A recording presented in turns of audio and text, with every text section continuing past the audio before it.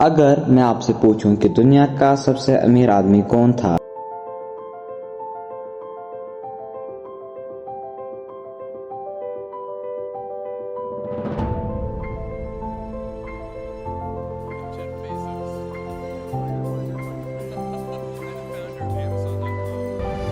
Hello, I'm Bill Gates, Chairman of Microsoft. تو شاید آپ ایلون مسک، جیف بیزوس یا بل گیٹس کا نام لیں گے، لیکن کیا ہو اگر میں کہوں کہ دنیا کا سب سے امیر آدمی ان میں سے کوئی بھی نہ تھا؟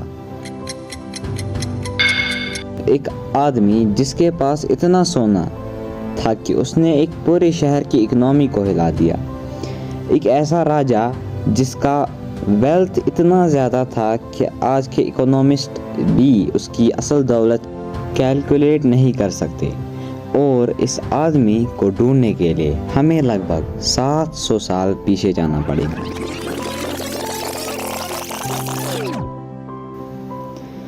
14 سینچری کے مالی امپائر میں جہاں ایک راجا رہتا تھا جس کا نام تھا موسیٰ، اور دنیا میں اسے مانسا موسیٰ کے نام سے جانتے تھے۔ مانسا کا مطلب ہوتا ہے کنگ یا ایمپرر۔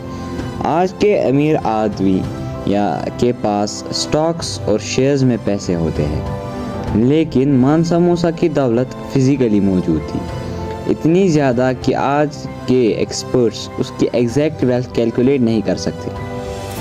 لیکن سوال یہ ہے کہ آخر مانسا موسیٰ اتنا امیر بنا کیسے؟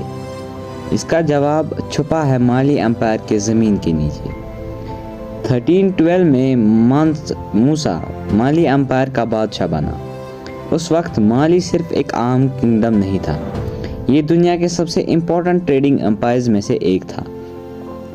14 سینچری میں افریقہ، یورپ اور ایشیا کے حصوں میں سونے کی ڈیمانڈ بہت زیادہ تھی، اور مالی کے پاس دنیا کا سب سے بڑا گولڈ ریزرو میں سے ایک تھا۔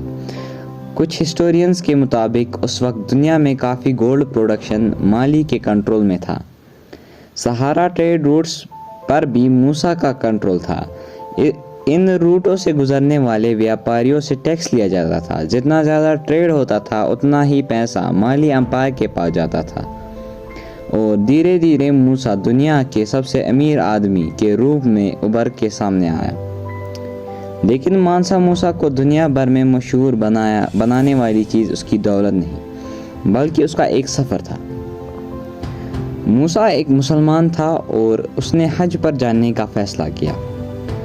1324 میں وہ مکہ کے لیے نکلا، لیکن کوئی عام سفر نہیں تھا۔ اس کے ساتھ ہزاروں سپاہی، ویپاری اور نوکر تھے۔ کہا جاتا ہے کہ اس کے کارواں میں 60,000 لوگ موجود تھے۔ اس کے ساتھ 80 سے زیادہ اونٹ تھے، اور ہر اونٹ سارا گولڈ لے کے جاتا تھا، بہت سارا گولڈ لے کے جا رہا تھا۔ جہاں سے بھی یہ کارواں گزرتا لوگ اسے دیکھ کر حیران رہ جاتے، ایسا نظارہ انہوں نے پہلے ہی کبھی دیکھا ہوتا۔ جب موسیٰ کائرو پہنچا تب کچھ ایسا ہوا جس سے اسے اتنا اتہاس میں امر کر دیا۔ اس نے اتنا سونا دان کیا، اتنا خرچہ کیا، اور اتنا سونا لوگوں میں بانٹ دیا کہ بازار میں گولڈ کی سپلائی اچانک بڑھ گئی۔ اس کا نتیجہ یہ تھا کہ گولڈ کی قیمت گر گئی اور لوکل اکنامی سالوں تک پربھاوت رہی۔ سوچئے، ایک آدمی اتنا امیر تھا کہ اس کے خرچے کرنے سے پورا ایک شہر کی اکنامی پر اثر پڑ گیا۔ اس وجہ سے بھی موسیٰ کو ہسٹری میں سب سے امیر انسان مانا جاتا ہے۔ لیکن موسیٰ صرف دولت اکٹھا نہیں کرتا تھا، اسے اپنے امپائر میں بڑے بڑے مسجد، اسکول اور لائبریریز بنوائی۔ اس کے راج میں مالی دنیا کا سب سے سرماوید اور پربھاوشالی امپائر میں سے ایک بنا۔ 1337 میں مانسا موسیٰ کی موت ہو گئی، لیکن اس کی کہانی وہی ختم نہیں ہوئی۔